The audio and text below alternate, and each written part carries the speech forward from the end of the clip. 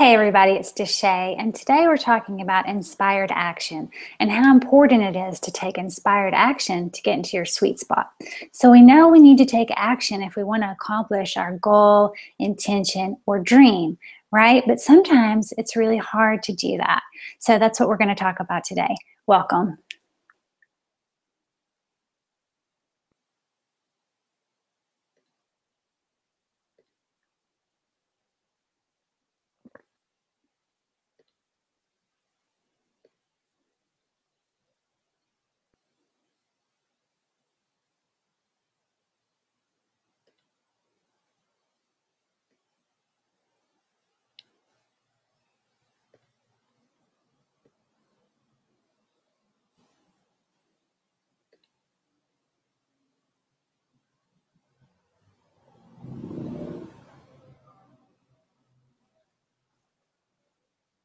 All right, let's go ahead and get started. So we're going to talk about the challenges and what makes it hard to take inspired action. Let me start that again, Juliet. Okay, so let's get started. Today we're going to not only talk about the challenges, but we're also going to share 5 tools to help you take inspired action. And I've been thinking about this a while. So I've devised 7 steps to get into your sweet spot, and they're all really important, starting with clarity and intention, releasing negative beliefs, taking inspired action, having faith and support, and that kind of thing. But I think this one is really important. So we're going to spend a little time on inspired action. Because if you're not able to take action towards your dream project or goal, it's probably just not going to happen, or it's going to take a really long time, or a miracle. So we know that by taking action, things will move a lot faster, right? But what stops us from doing that? So I did a little survey, and I asked my clients, and I asked some people in Facebook, in my Facebook groups, when it comes to taking inspired action, what's your greatest challenge? And by understanding the challenges, hopefully we can come up with some solutions together, which I'll share later in this presentation. Okay, so here's what you said. Having the confidence to put myself out there, the fear of looking stupid. Okay, so both of those quotes have to do with being visible in the world and sharing your dream, and it's really around fear of, showing your true essence and worrying what people think about that, right? And also believing that you're good enough. Okay, knowing how I am about not following through. So that's a big one. A lot of times we get excited about projects and we're gung-ho in the beginning. Then when things get a little hard, they take a little longer than we want, it's hard to follow through. I let someone or thing get in my way, like family or work. I don't put my needs or desires first. I feel obligated to help others when needed and then get drained. So how often does that happen? That's a really common one for the women that I work with. Women are generally caretakers. We're multitaskers. We put everybody and everything before our true desires. And then we're drained and we're too tired. We don't have any more energy to work on the things that are really important to us. But as we know, there's a trickle-down effect. So when we're not happy, it's really hard to be our best selves with our family and with our work and with everybody else. And eventually that leads to resentment. Not enough time and energy are big factors, mostly because I don't take care of myself first. So that makes it harder to stay focused and energetic. So again, back to self-care.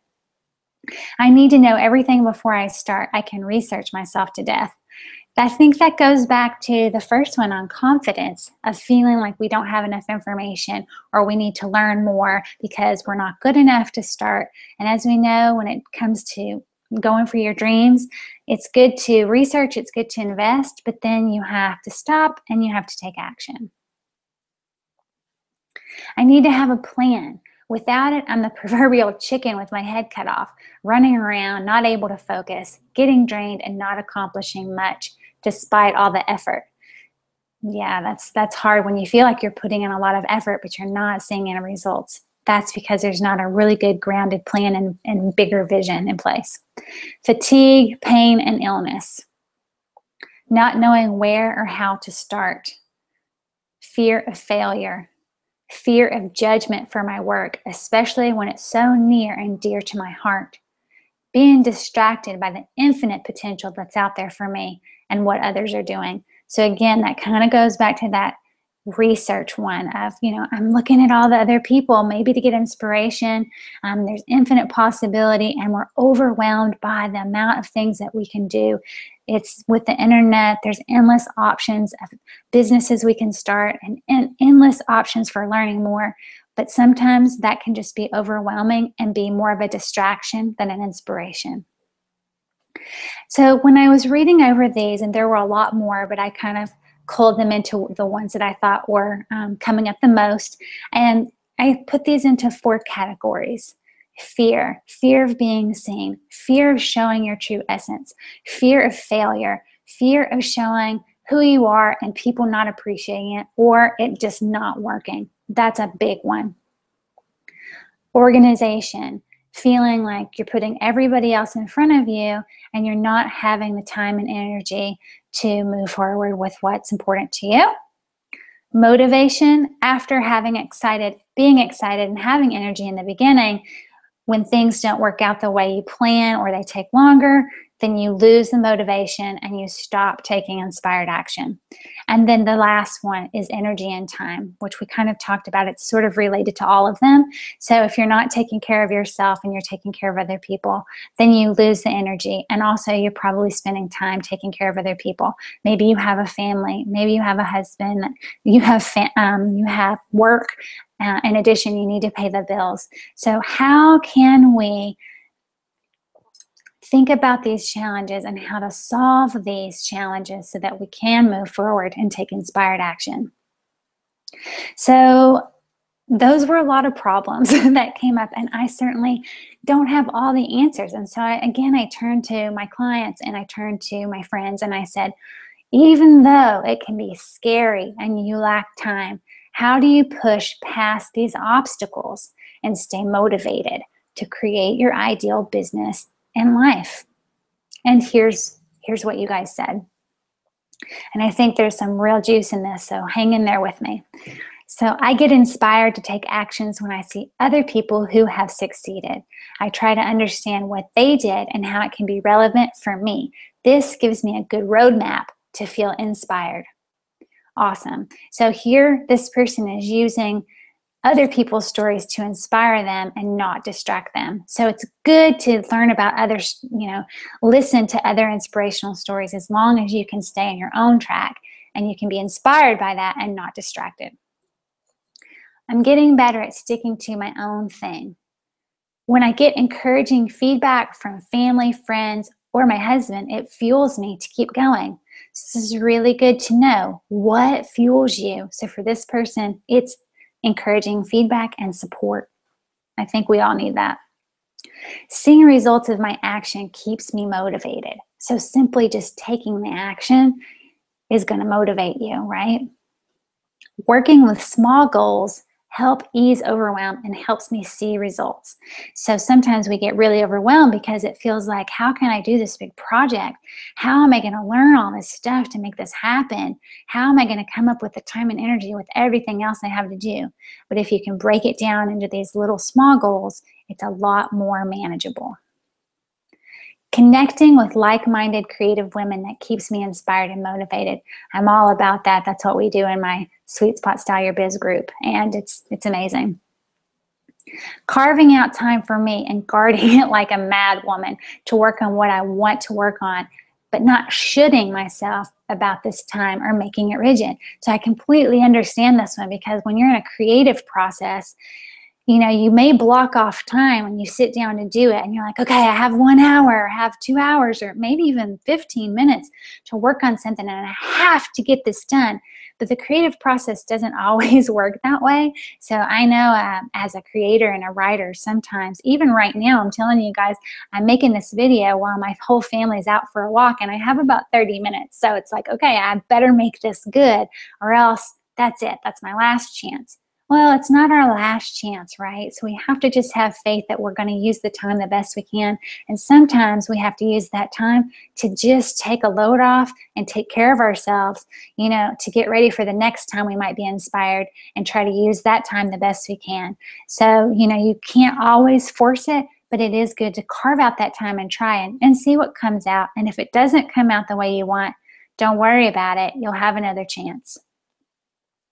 When I'm in my body fully, I believe I can do anything. It's from here I feel safe moving forward. A lot of us don't spend enough time taking care of our bodies and ourselves. It kind of, for me, I'll be honest, it usually comes last.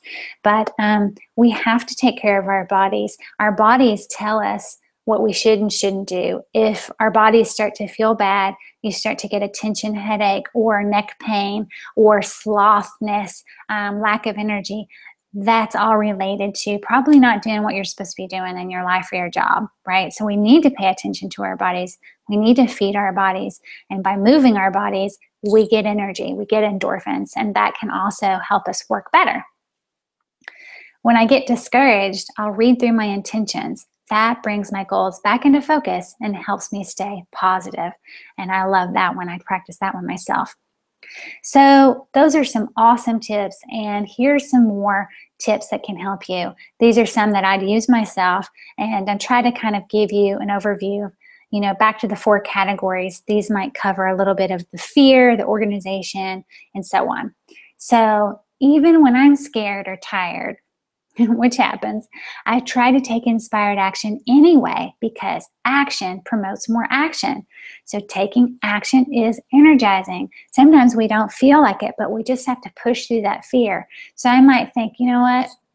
Maybe I hear a voice in my head and it's saying, somebody might not like what I'm doing, or somebody might not like this blog post and I'm tired, but I know that I need to write it for the people who will be inspired by it, who will get something from it. And so sometimes you just have to push through. And then once you do, and you've accomplished that thing, you feel good and you're more energized to take more action. So it's kind of like, this is corny, but like Nike, you just have to do it. All right, so number 2, if it's not in the calendar, it's not real. And yes, if you follow Marie Forleo, I kind of stole that one from her, but it's true. You have to put it in your calendar. You have to carve out this sacred time, really, and put it in your calendar and block it off so that you can work on these things that you need to work on. And again, back to that idea of creative, maybe you block out a time to write a creative blog post, but when you get to that time, it's just not coming out. So maybe that time turns into self-care, or maybe that time turns into, working on another project. So you can be a little bit flexible with it, but try to get that time in your calendar. And when you're using that time, really do it. Don't do the laundry. Don't get on the phone, that kind of thing. Okay, so sometimes if there's a task that I really don't want to do, but I know I have to do it, because that happens in life and business. Sometimes there's stuff you just don't want to do, but you need to get it done. And for me, that might be techie things like, updating my website, which feels really boring or whatever, not connecting with people, which is what I love to do, but it has to be done. So I'll set a timer for 45 minutes because that doesn't feel like overwhelming. It's not like, okay, I got to sit at my computer for 8 hours and look at this thing and this problem. No, I can pretty much, and most people can do anything for 45 minutes. So set your timer on your phone, 45 minutes, I'm going to work on this task. And then you might find that you want to keep going, and that's fine too. Number 4, think about a time when you have successfully accomplished something you were proud of. How did you do it? What tactics did you use? And how can you use that energy and experience and transfer that into something that you're working on now? Number 5, make your inspired action time sacred. What can you let go of to open up your energy and your time for what matters most now? Okay. Awesome.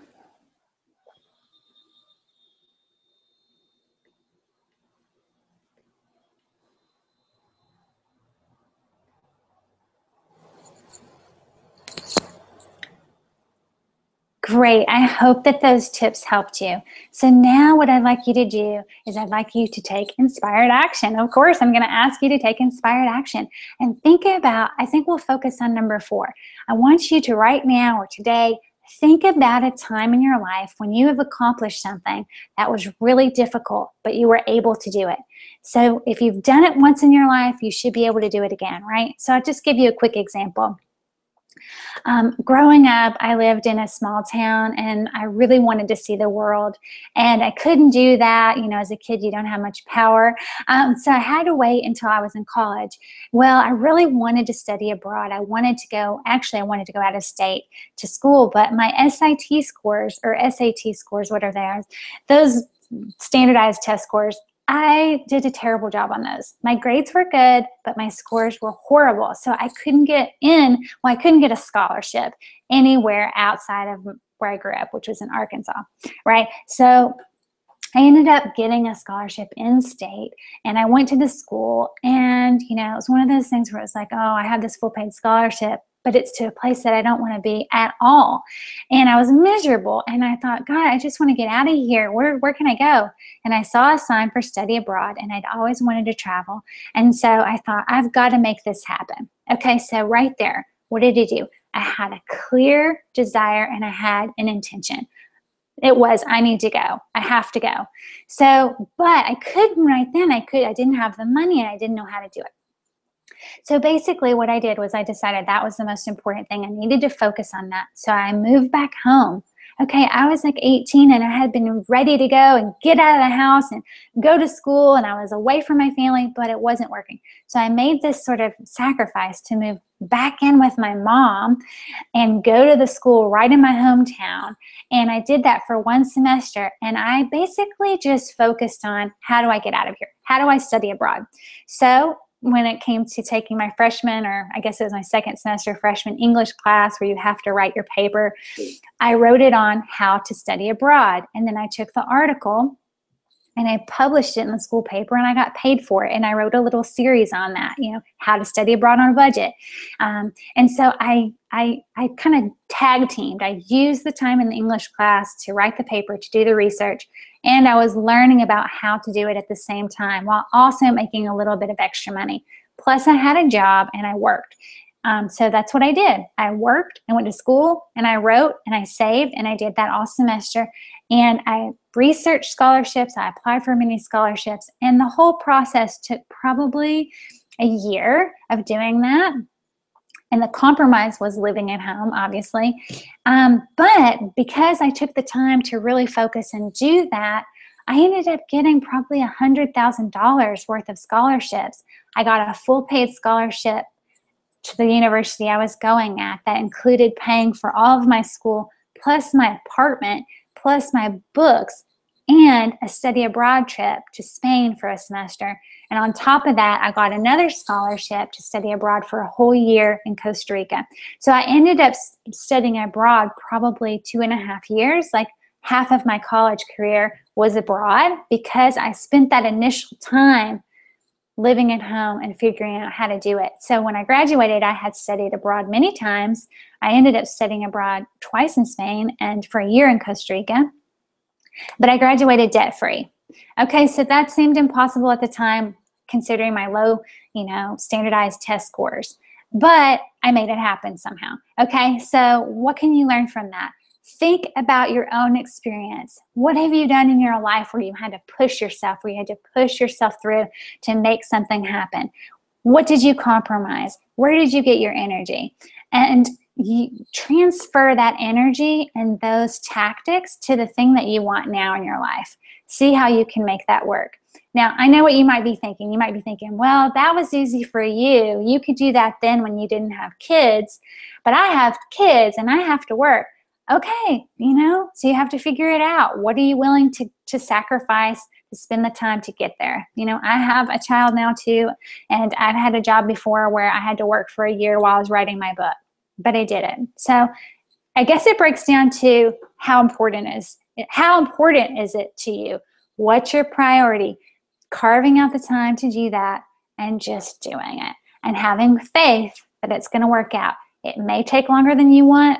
It's certainly taken me longer to get where I want in my business, but that's okay because I know it's going to work. I know it's working. It just takes time, and that's what we have to do. So I hope that you can take time now to think about that, write it down, write in your journal, get in your calendar, schedule your time, and let me know how it goes. Okay, great seeing you guys, and keep going for your dreams.